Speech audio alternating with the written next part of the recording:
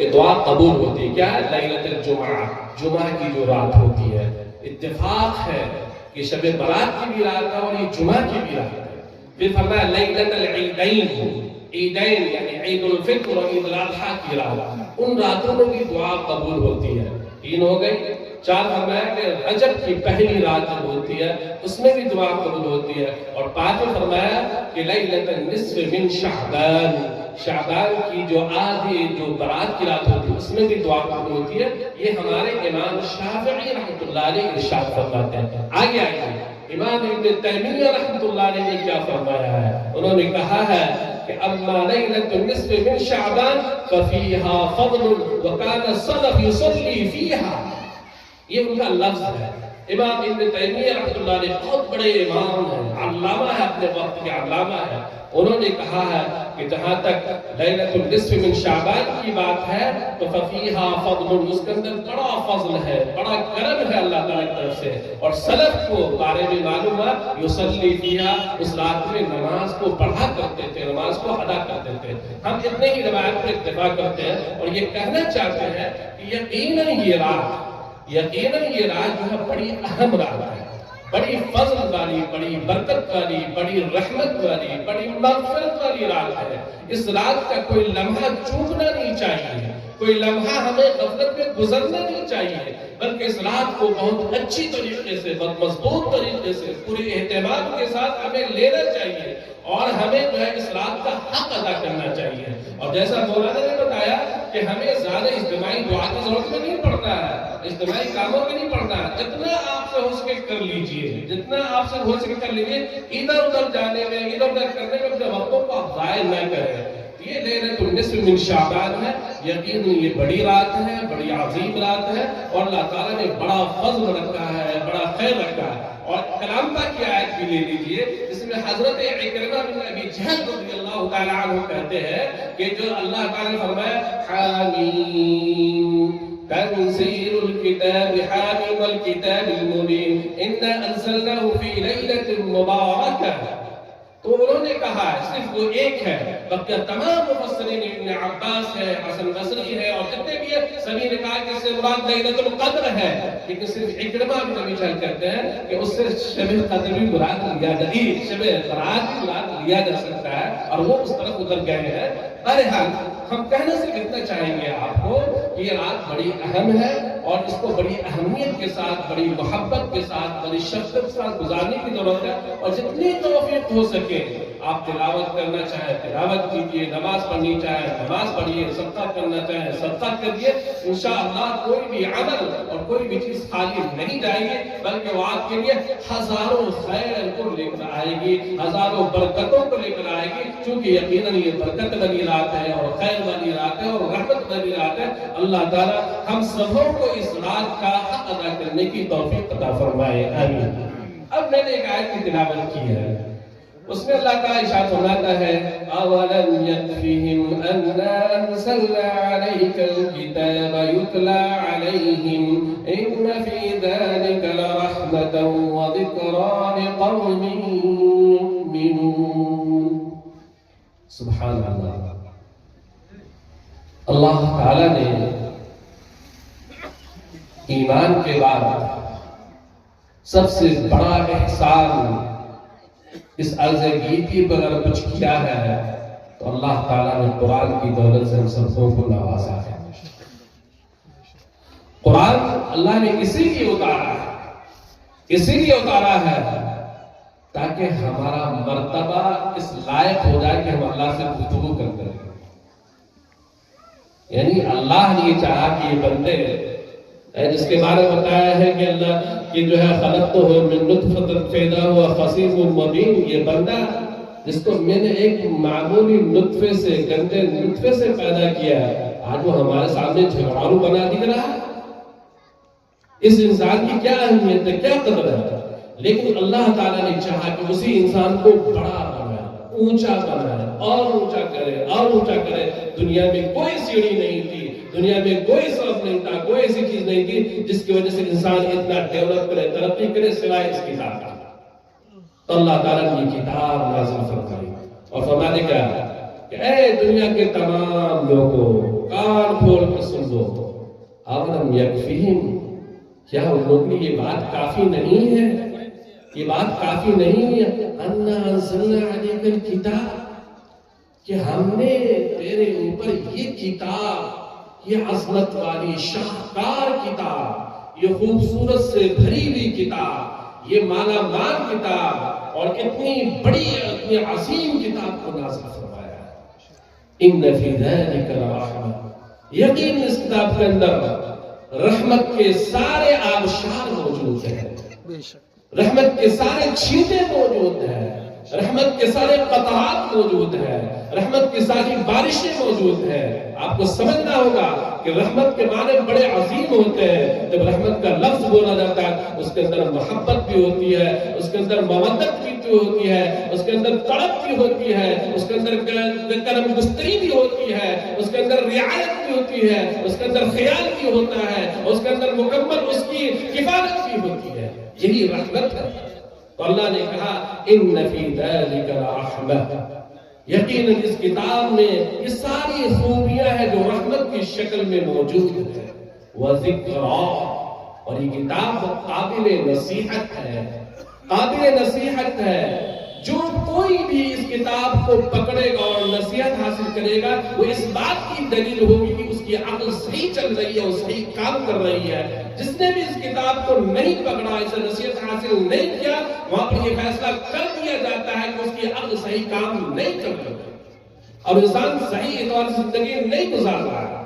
کا ذکرا لقوم یؤمنون، ایسے قوم کے لیے جو ایمان رکھتی ہو، جس کا ایمان کے اندر حرکت ہو، ایمان کے اندر گرمی ہو، ایمان کے اندر اخلاص ہو، ایمان کے اندر جذبہ ہو، ایمان کے اندر گرمی ہو، گرم جوشی ہو، جو ایمان اس کو نجات دلا سکے، جو ایمان اس کو نفاق سے دور کر سکے، جو ایمان اس کو گھر میں بیٹھنے سے اس کو لعنت کر سکے کہ نماز کے وقت میں انسان گھروں میں بیٹھا ہوا ہے اور نماز پڑھنے کو نہیں جا رہا ہے، وہ ایمان ایسا ایمان انسان پر لعنت کرتا ہے۔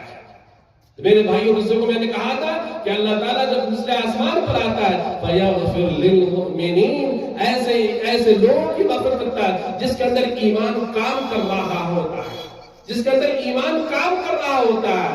اور بہت سارے ایمان والے ہوتے ہیں کہتے ہیں کہ ایمان تو اس کا سو رہا ہے، ایمان ہے نماز نہیں پڑھ سکتا، ایمان ہے تلاوت نہیں کر سکتا، ایمان ہے خیر کا کام نہیں کر سکتا، ایمان ہے وہ فلاں کام نہیں کر سکتا۔ میرے بھائیوں اس مریض ایمان کو لے کے آپ کیا کر سکتے ہیں اور کیا کریں گے آپ؟ اللہ تعالیٰ ارشاد فرماتا ہے من عمل صالحا من ذکر او انثى وهو مؤمن فلنحيينه حياة طيبة ولنجزينهم اجرهم بأحسن ما كانوا يعملون۔